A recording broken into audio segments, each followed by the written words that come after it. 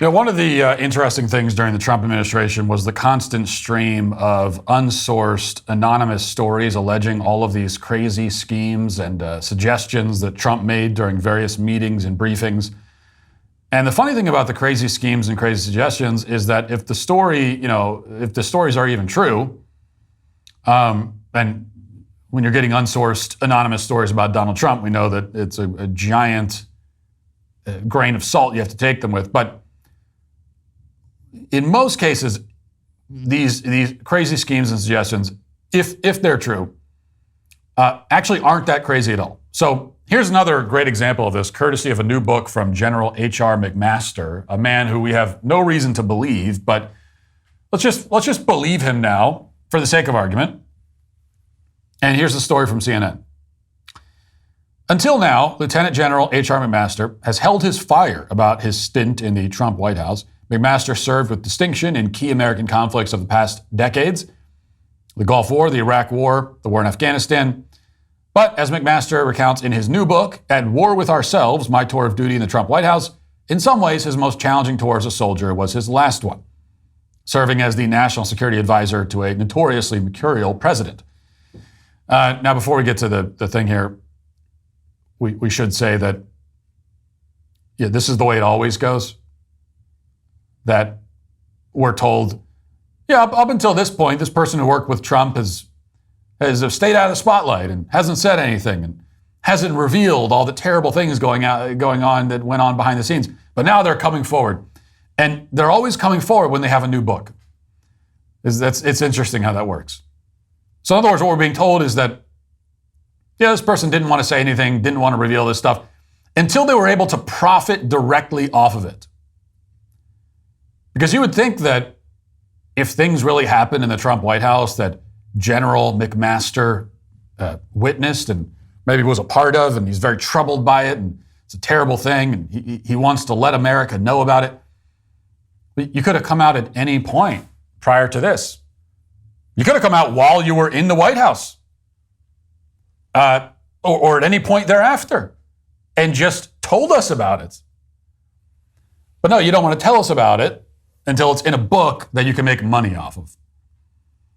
Which is why I really immediately discount any shocking revelations that are made in a book of this kind, right? If it's like a history book or something and a historian has a new take on it, that's one thing. But this kind of like autobiographical expose type of thing, I discount it, because if it's really that important for you, that everyone know about this, you could have told us. But the fact that you saved it for your book tour so that you could sell books on it just makes you, it takes any credibility away from you that you may have otherwise had. But what terrible things does he even reveal? Let's see. In his blistering, insightful account of his time in the Trump White House, McMaster describes meetings in the Oval Office as exercises in competitive sycophancy, during which Trump's advisors would flatter the president by saying stuff like, "Your instincts are always right," or "No one has ever been treated so badly by the press."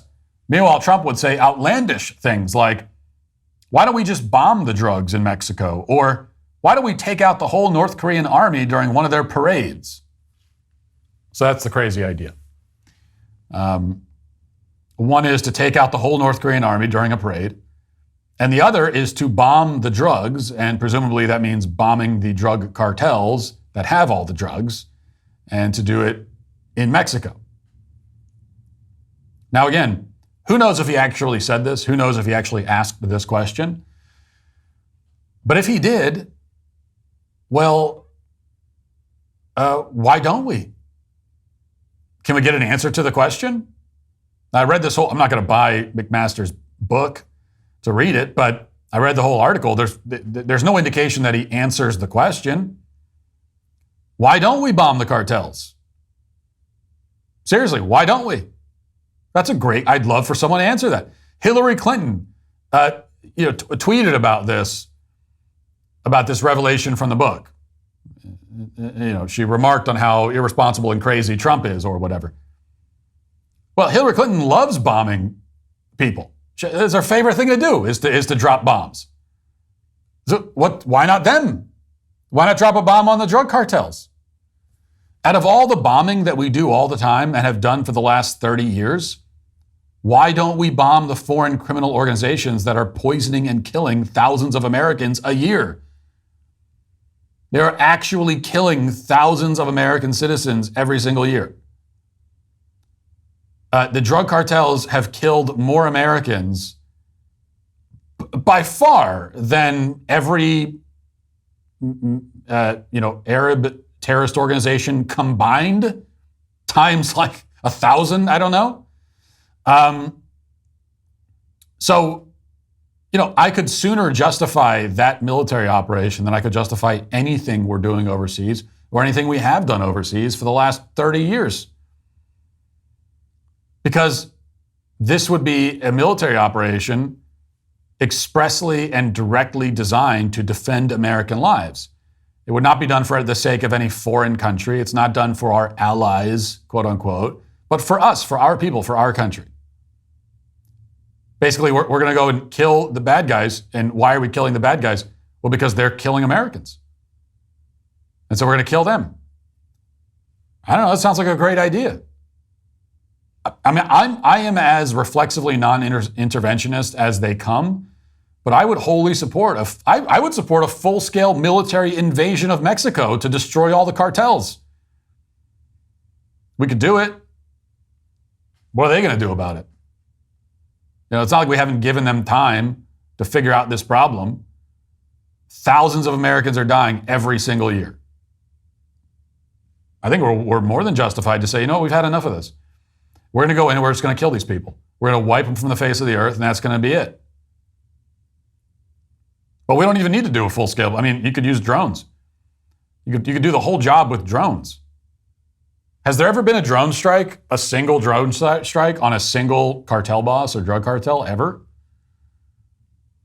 Why not? So this idea only sounds crazy because we're all so fundamentally brainwashed by decades of military adventurism that has nothing to do with protecting American lives.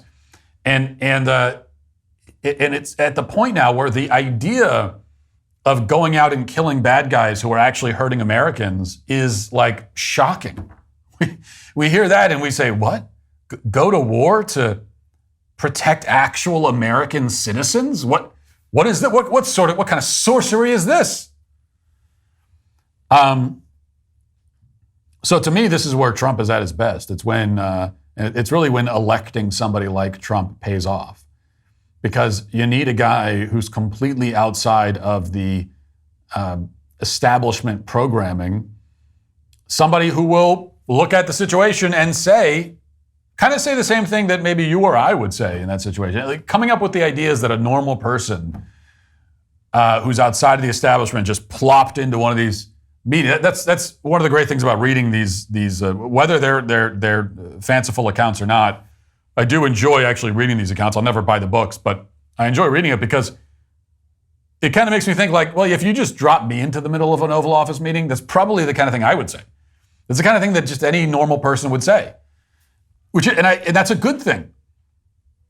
It's a good thing to have a normal person there who will just say, hey, why don't we?